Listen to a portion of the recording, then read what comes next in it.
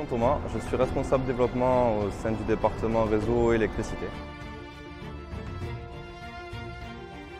C'est la connexion électrique des navires à quai. En quelques phrases, ça consiste tout simplement à raccorder lors des escales les navires à quai et de stopper du coup l'utilisation des moteurs pour générer l'énergie nécessaire au navire.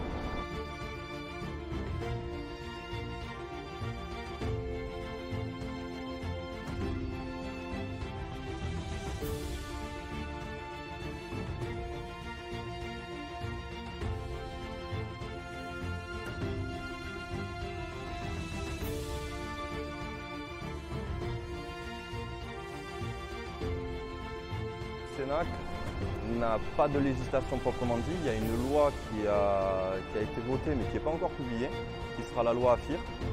Mais sinon, jusqu'à présent, ça a été vraiment une initiative du port d'être en anticipation là-dessus. Parce que la ville de Marseille, comme certaines grandes villes, ont des enjeux au niveau de la qualité de l'air. Et c'était une des meilleures réponses, même la meilleure à l'heure actuelle, qui permettait de répondre à cet enjeu-là. Après, c'est une volonté vraiment d'entreprise, puisque ça a été une démarche initiée par certains politiciens, mais par le GPMM, et qui aujourd'hui va se concrétiser avec la loi AFIR, mais qui sera en application qu'à partir de 2030. Donc ça imposera là les ports à proposer une solution alternative au fioul, mais à compter du 1er janvier 2030. Le port a vraiment une démarche qui, lui, est beaucoup plus avancée, puisque la démarche est déjà entamée, et le sera, et on sera très bien avant cette date-là.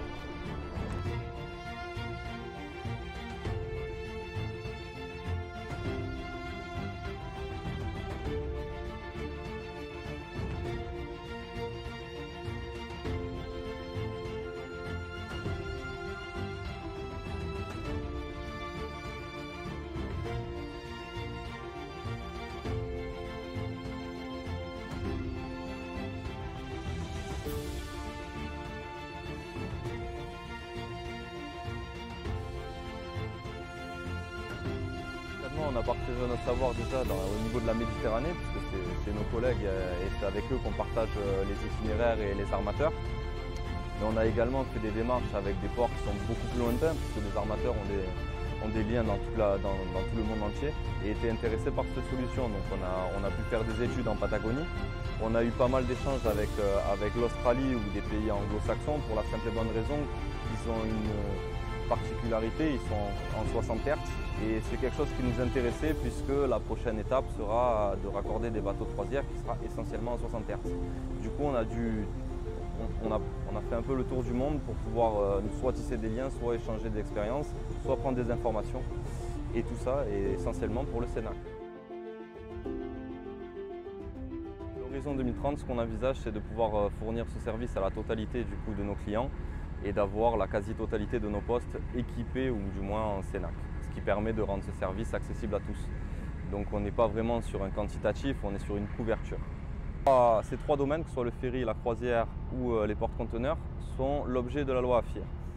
Là où le port va aller plus loin, c'est qu'on va s'occuper d'autres secteurs, notamment la réparation navale ou également le terminal pit-end avec les transporteurs de véhicules.